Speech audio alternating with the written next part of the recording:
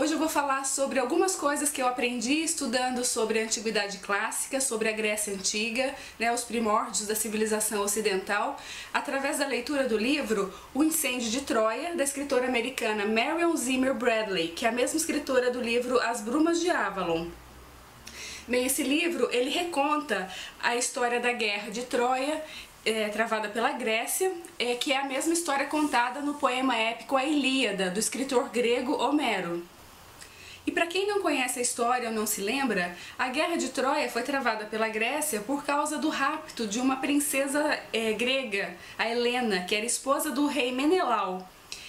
E o rei Menelau, por sua vez, era irmão do rei Agamenon, que era o principal rei ali das cidades gregas, era rei de Micenas.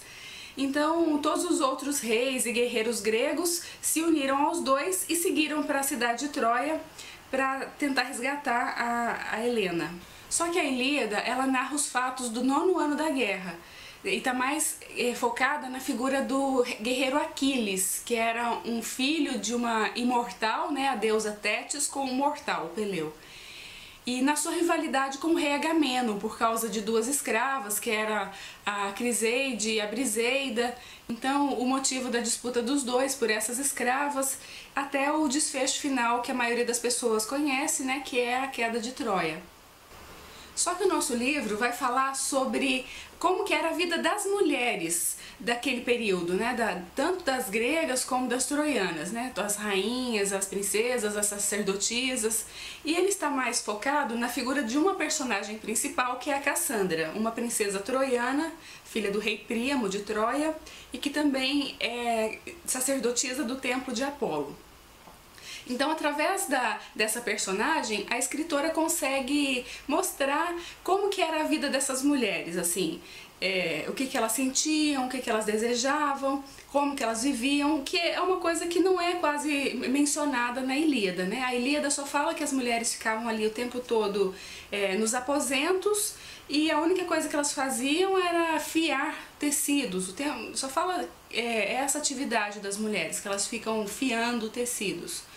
Mas não explora a personalidade dessas mulheres. E aqui o nosso livro, ele tem essa abordagem. Então é bem interessante, eu gostei muito, já é a segunda vez que eu leio, Eu li a primeira vez há muitos anos atrás, tinha 20 e poucos anos, e agora, lendo pela segunda vez, eu me diverti do mesmo jeito, achei ótimo, e eu recomendo para quem quiser, quem precisa ler sobre a Ilíada ou quer ler realmente o poema épico todo, que é um poema bem extenso, não é uma leitura fácil. Aqui são 2 volumes. Aqui eu tenho essa publicação, que é uma tradução do Haroldo de Campos. Ela é uma versão em verso mesmo, porque existem algumas versões que são quase que em prosa, mas essa versão, ela reconstitui os versos e é muito extensa, São 2 capítulos, mas também são 2 volumes, mas também porque esse lado da página ele vem em grego e esse lado vem em português, Mas de qualquer maneira o poema também é bem extenso. É super recomendável também ser lido, por muito tempo ele foi considerado a Bíblia dos gregos, um poema com conteúdo muito vasto, muito rico, muito interessante. Agora, para quem quiser, então, se inteirar do assunto, se inteirar quem são as personagens, o que aconteceu, então eu recomendo a leitura desse livro, porque ele vai dar uma boa mastigada na história, além de trazer essa questão das mulheres, da vida das mulheres, mas esse livro ele traz, ele ajuda a gente a entender bem o que aconteceu. Então, antes de ler a Ilíada, eu recomendo que você leia esse livro. Além dos aspectos psicológicos, das mulheres e de recontar a história da Ilíada, eu também me interessei por esse livro por causa das informações históricas que ele contém, da mesma maneira que a própria Ilíada, Mas ali ele vai falar sobre os povos aqueus, por exemplo, da mesma forma que os jônios, os eólios, os dórios. Os dórios, por exemplo, eles são daquele período, uns 480 a.C., do filme 300, ou Os 300 de Esparta. Então é o povo assim mais militar, mais violento, mas aqui durante esse período da nossa história, os povos que dominavam a Grécia eram os aqueus. Bem, a Grécia, na verdade, ela não era nem um país naquela época, né? Não era uma unidade política, era só um conjunto de cidades-estado que tinham em comum a religião, a língua, os costumes, mas não era um país, até porque a topografia é muito montanhosa, então a comunicação por terra ela era muito difícil, né? Prevalecia ali a talassocracia, que era o domínio dos mares, porque a comunicação marítima era mais fácil. Tá?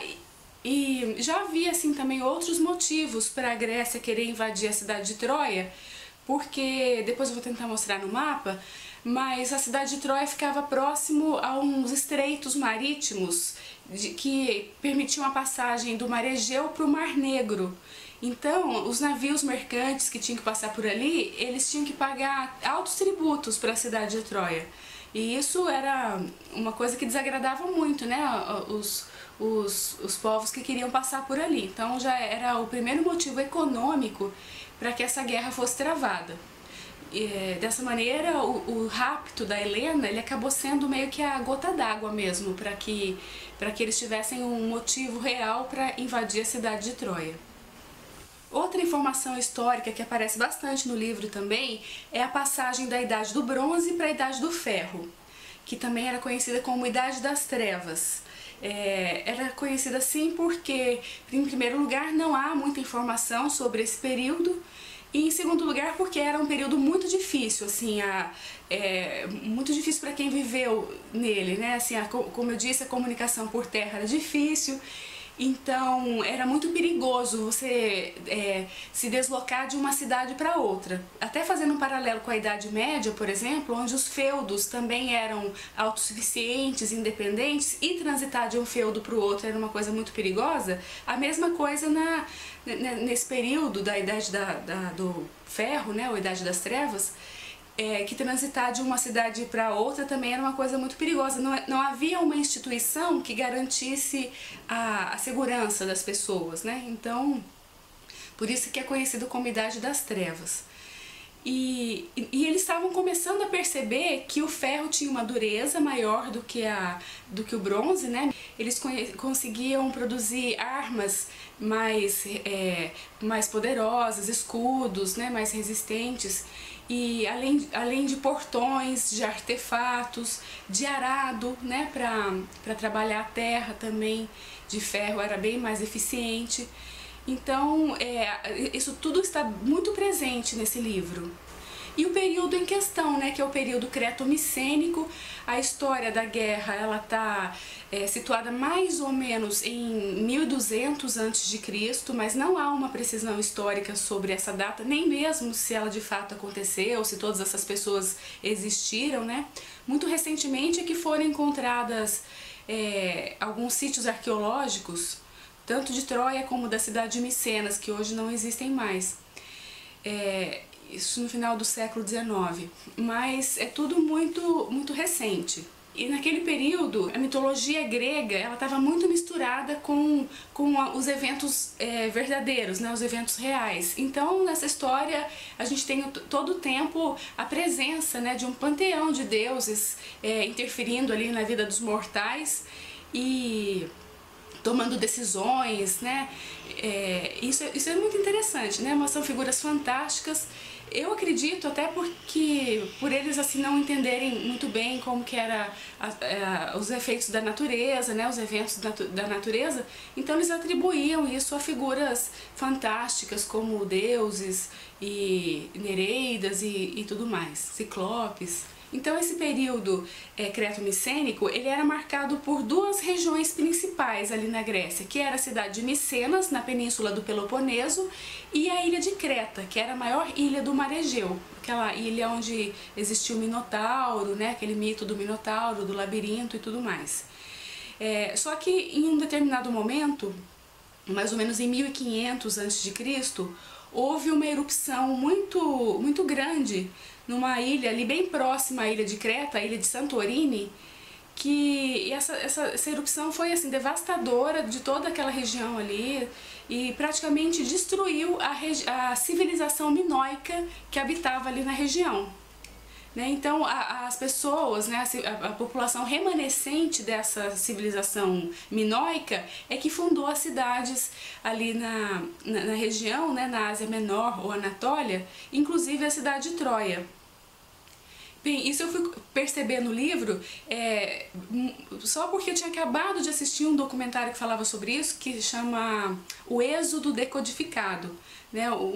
Esse documentário traz essa teoria de que essa erupção, ela teria inclusive, os efeitos dessa erupção teriam sido a causa das 10 pragas do Egito e da abertura do Mar Vermelho, quando Moisés libertou os hebreus do Egito.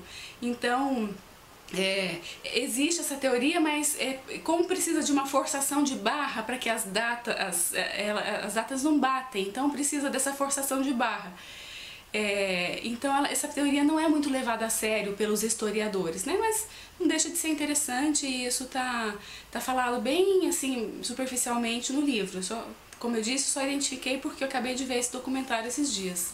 E as personagens, do lado grego, por exemplo, as principais são os irmãos Menelau e Agamemnon, o príncipe Aquiles, ele lutava ao lado dos Mirmidões, que como eu disse, era um príncipe assim, filho de uma imortal, então ele tinha uma força sobre-humana, ele era o mais bonito de todos.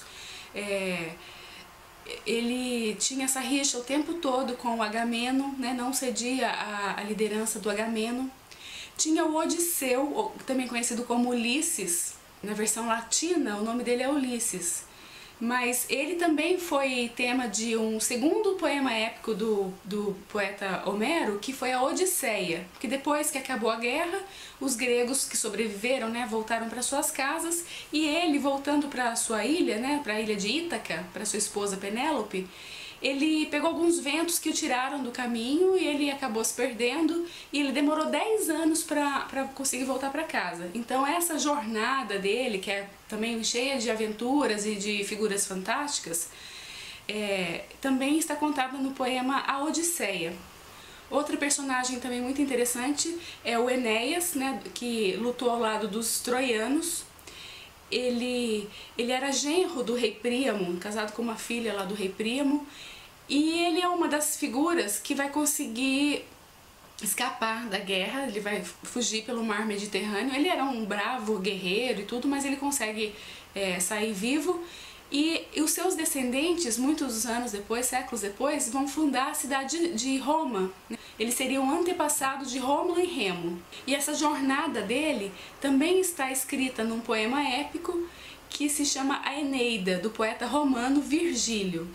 Bem, e entre as mulheres, a gente tem, do lado de Troia, a Cassandra, que é a personagem principal do livro, a mãe dela, que é a rainha Écuba, a própria Helena, que é a princesa grega, a rainha Imandra, que era a rainha da Cólquida, a sua filha Andrômaca, que acabou se casando com o príncipe Heitor, filho do rei Príamo de Troia, a Pentesileia, que era a rainha das Amazonas, que era irmã da rainha Écuba e tia da Cassandra.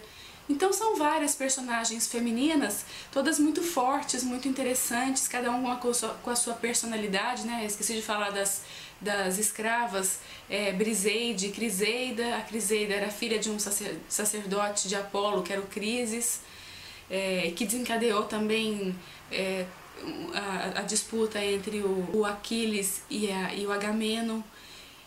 Então são várias personagens, Não quero falar mais sobre a história, porque apesar do desfecho ser conhecido, pela maioria das pessoas, mas o livro ele traz muita coisa interessante que é legal para quem realmente está lendo pela primeira vez, então não quero falar muito sobre isso. Bem, como eu disse, os eventos da guerra teriam acontecido no ano de 1200 a.C., aproximadamente, mas a história só foi escrita no século VIII a.C., pelo poeta grego Homero. E essa história chegou até ele através do canto de menestréis, porque não havia registros escritos ainda. Ainda existia um tipo de escrita conhecido hoje como linear B, mas que era usado só para fazer inventários, assim, uma coisa mais burocrática, e não para esse tipo de registro, assim, de literatura, de poema e de história. E o desfecho da história, né, que foi a construção do cavalo de Troia, que foi uma ideia do Odisseu, que era muito inteligente, muito ardiloso, né, que a gente tem uma foto. E esse cavalo foi deixado de presente ali para os deuses locais, né, e os troianos acabaram colocando para dentro da cidade, só que ele estava cheio de guerreiros gregos dentro, né, que acabaram conseguindo tomar a cidade finalmente, né, depois de 10 anos. E essa história já foi contada no cinema também diversas vezes, né? A versão mais recente que a gente tem é o filme Troia, que traz o ator Brad Pitt no papel de Aquiles. Mas filme, assim, eles precisam resumir, né? Então acabam juntando várias personagens em uma só a história não é tão bem explorada. Mas o filme é interessante também, né? Ele cumpre bem o seu papel.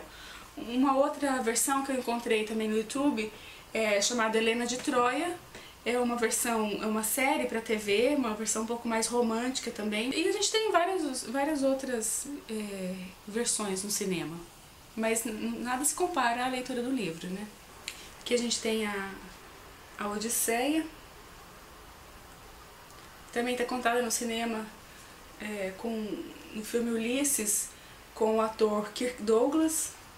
E tem várias outras versões também, né? Essa versão que eu tenho é com o Kirk Douglas. O Agamenon, eu até vou falar dele em outro vídeo também, mas ele era marido de uma irmã gêmea da Helena, que era Clitemnestra. E ele também vai dar origem a um outro mito que quando ele volta para casa, né? Ele era pai da Electra. Então tem esse filme também que fala sobre a vida da filha dele e logo com os fatos que se passaram logo depois da volta dele para casa. A versão do livro em inglês, para quem se interessar, chama The Firebrand. Vou tentar passar aqui uma localização geográfica, né, sobre os principais locais que aparecem na história. Se não der para ver direito depois, eu recomendo que vocês olhem no mapa, porque é bem interessante.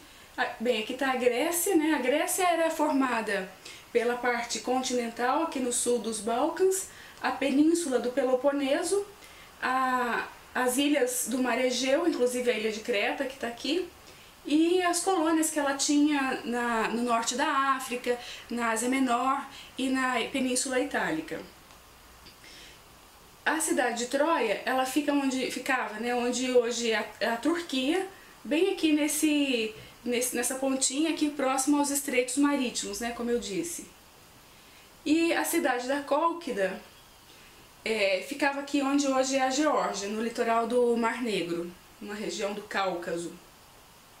É mencionado também o reino dos hititas, né, para quem a cidade da Cólquida está vendendo um carregamento de ferro, e os hititas, eles ficavam numa região onde hoje é a capital da Turquia, Ankara, aqui nessa região mais ou menos. Bem, então é isso. Para quem pretende ler a Ilíada, eu recomendo que leia esse livro aqui primeiro, porque vai tornar a leitura da Ilíada bem mais fácil, tá? Eu vou ficando por aqui, espero que tenham gostado e até mais!